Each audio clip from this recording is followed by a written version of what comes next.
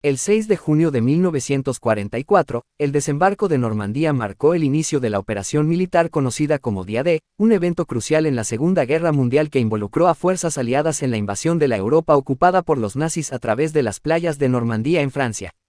Aunque este acontecimiento es ampliamente celebrado como un hito clave en la derrota del nazismo, en realidad fue una respuesta al imparable avance del Ejército Rojo. La apertura del frente occidental en Europa fue por consideraciones geopolíticas, especialmente en relación con la Unión Soviética y la configuración del orden mundial en la posguerra.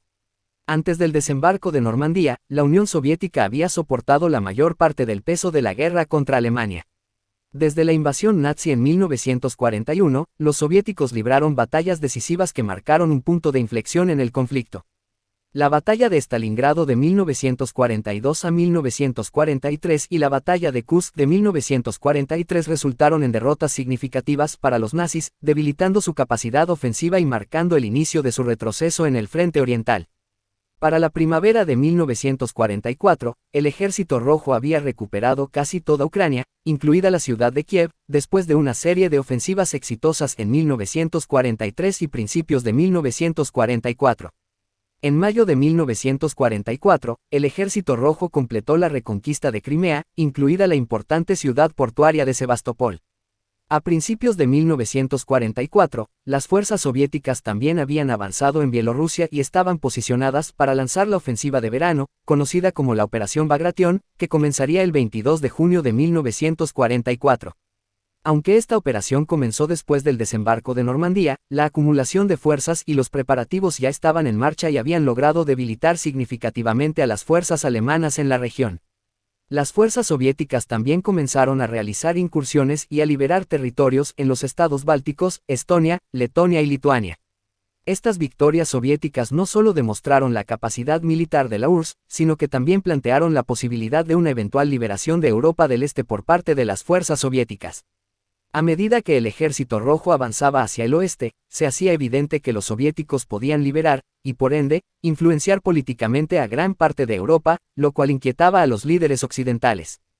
Para 1944, el avance soviético en el frente oriental y su capacidad para expulsar a las fuerzas alemanas planteaban un escenario en el cual la Unión Soviética no solo derrotaría a los nazis en Europa del Este, sino que también podría establecer gobiernos afines en los territorios liberados.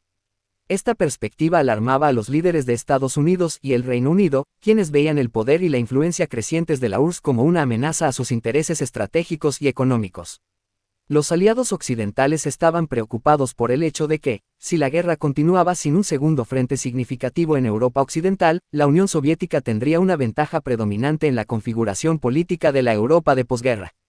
Esta preocupación se basaba en la expansión de la ideología comunista y en la posibilidad de que países europeos clave cayeran bajo la esfera de influencia soviética, alterando el equilibrio de poder en el continente. El temor a una Europa dominada por la influencia soviética motivó al imperialismo occidental a reconsiderar su enfoque en el teatro de guerra europeo.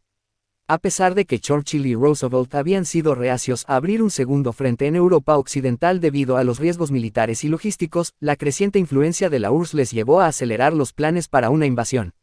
De esta manera, la decisión de lanzar el desembarco de Normandía no solo buscaba debilitar a la Alemania nazi, sino también establecer una presencia militar occidental en Europa continental para contrarrestar la influencia soviética. El desembarco de Normandía fue para asegurar que los aliados occidentales tuvieran voz y voto en la configuración de la Europa de posguerra.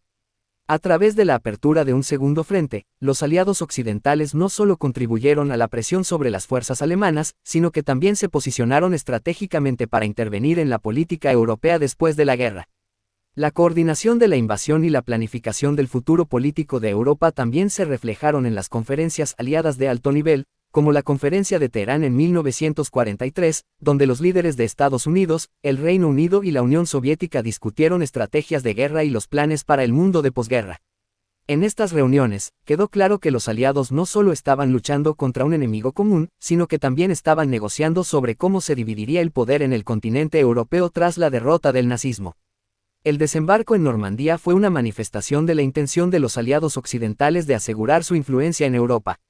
Al liberar Francia y avanzar hacia Alemania, los occidentales buscaban no solo expulsar a los nazis, sino también establecer un equilibrio de poder que evitara la dominación soviética de Europa Occidental.